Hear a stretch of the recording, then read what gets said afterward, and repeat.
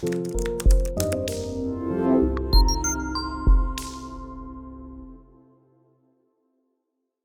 suis Lucien Tondé, ingénieur génie civil géotechnique.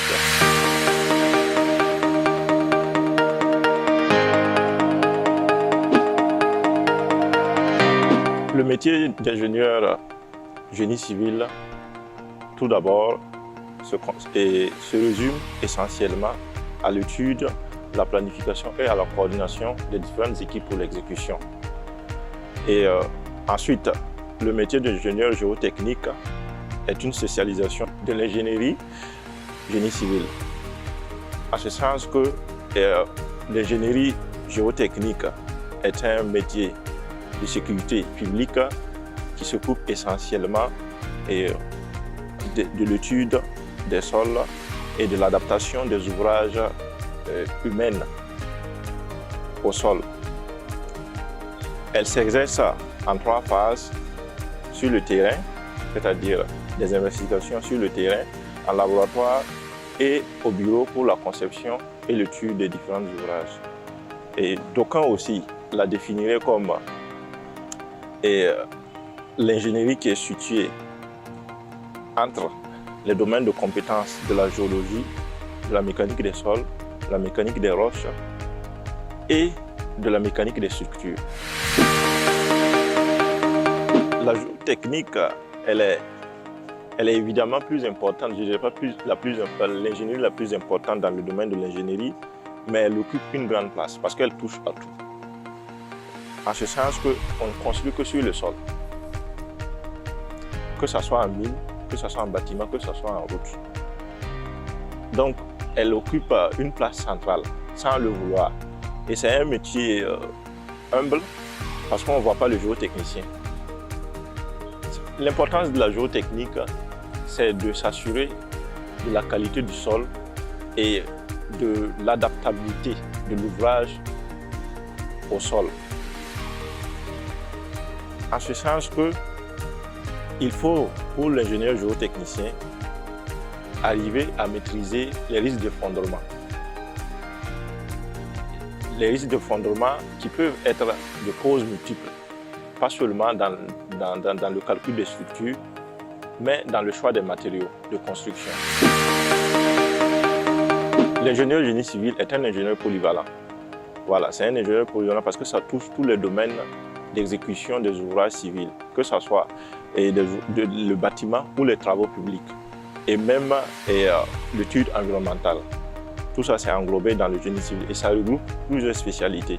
Ce qui fait que l'ingénieur génie civil est un ingénieur polyvalent et un peu moyen dans tout, et pas spécialiste dans quelque chose.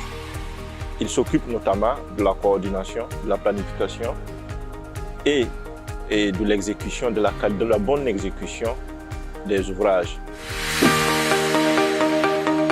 D'une façon simpliste, la géotechnique se décompose en géo et technique.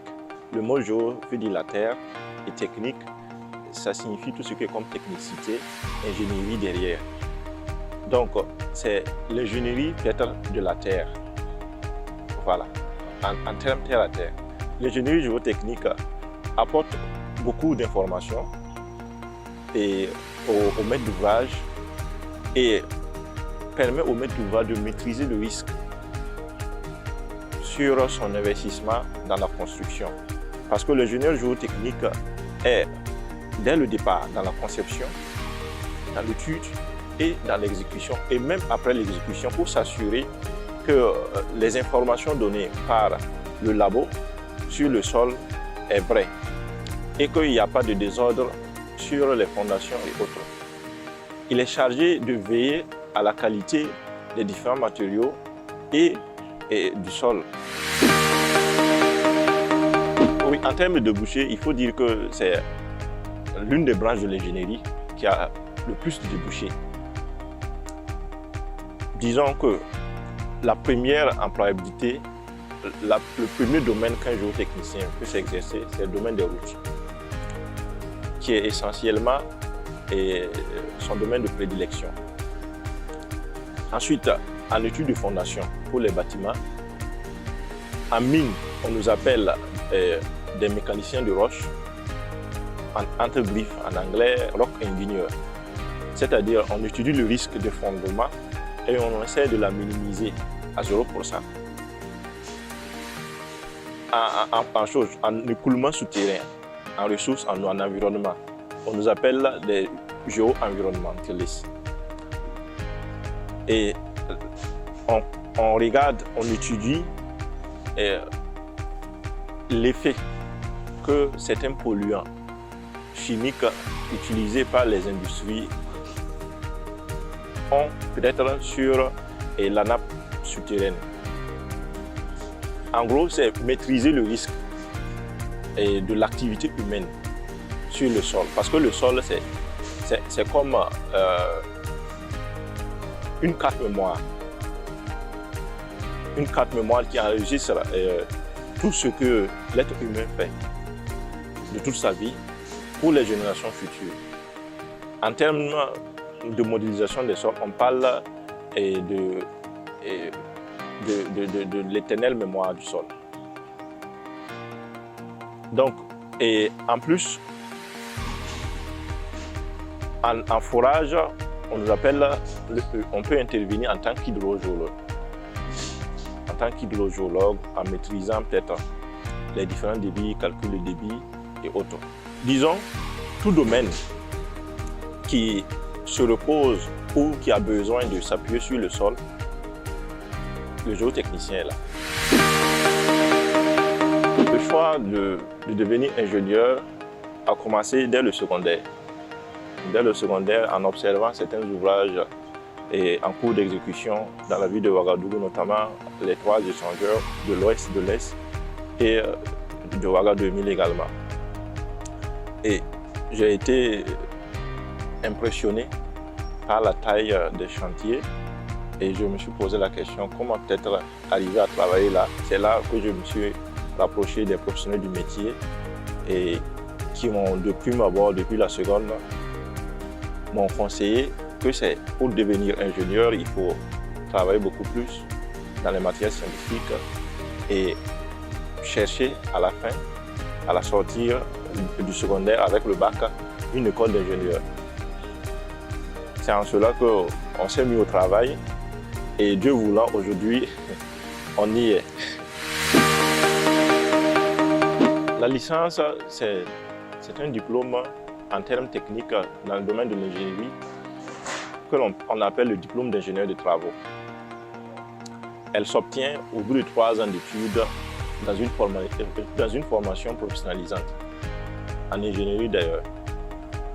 Et en cycle de technicien, elle a plus de valeur. Mais en cycle d'ingénieur, elle permet de rentrer en première année d'ingénierie.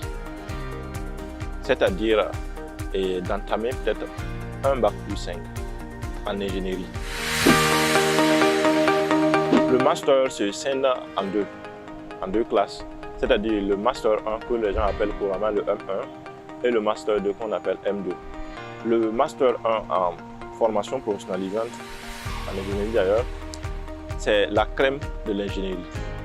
C'est la classe où les jeunes élèves ingénieurs obtiennent toutes les informations nécessaires à l'exercice de leur métier d'ingénieur. Le Master 2, c'est une formalité. C'est une mise à l'évidence des connaissances acquises au cours de ces 5 dernières années ou au cours du cycle d'ingénieur. Le choix de suivre les cours en journée, c'est un choix qui se justifie par la disponibilité de l'étudiant. Et ensuite, ce choix se justifie par le fait aussi qu'en journée, on a plus de temps. On a plus de temps et on se donne toute la largesse et d'aller faire ce qu'on appelle les recherches, de tourner et d'apprendre encore plus au-delà de la classe. Parce qu'en formation professionnalisante, ce qu'on donne à l'école est inférieurement insuffisant. c'est très, très, très insuffisant en termes de connaissances, en termes de maîtrise et du domaine, en termes d'information d'ailleurs, que pour un domaine qui s'évolue assez rapidement, en optant pour les cours du jour, on se permet d'obtenir tout ça. Parce que la possibilité d'aller chercher l'information, elle est bien évidente et elle peut s'effectuer sans beaucoup d'efforts. Disons que quand nous on a obtenu notre bac, il y avait pas mal d'écoles privées et publiques d'ailleurs. Mais ce qui a fait qu'on n'a pas opté pour les universités publiques, c'est dû au fait que on n'avait pas l'autorisation peut-être ou la permission parentale pour aller étudier en dehors de Ouagadougou. Donc ça, c'est le joug familial. Donc on dit que chacun est esclave de sa famille et de son entourage. Maintenant, notre orientation s'est dirigée vers une école privée de la place à Ouagadougou. Pour une première d'un étudiant burkinabé qui se retrouve à Thiès, au Sénégal, ce n'est pas du tout simple. En ce sens que la vie et les habitudes ne sont plus pareilles et il faut s'adapter. Et l'adaptation, elle doit être d'autant plus vite. D'autant plus vite qu'on ne mesure pas la difficulté, mais le temps. De prime abord, quand on quitte sa patrie, la première des choses, c'est de bien se comporter. D'être socialement présent, d'être socialement présent et être aussi à l'écoute des autres et se concentrer uniquement qu'à l'objectif. Et pour entamer une formation d'ingénieur, il faut avoir un background en sciences physiques et en mathématiques, et un peu en sciences de la vie et de la terre, c'est-à-dire spécifiquement en géologie. Et ne pas être paresseux et avoir une détermination et une volonté de recherche et de travail bien fait.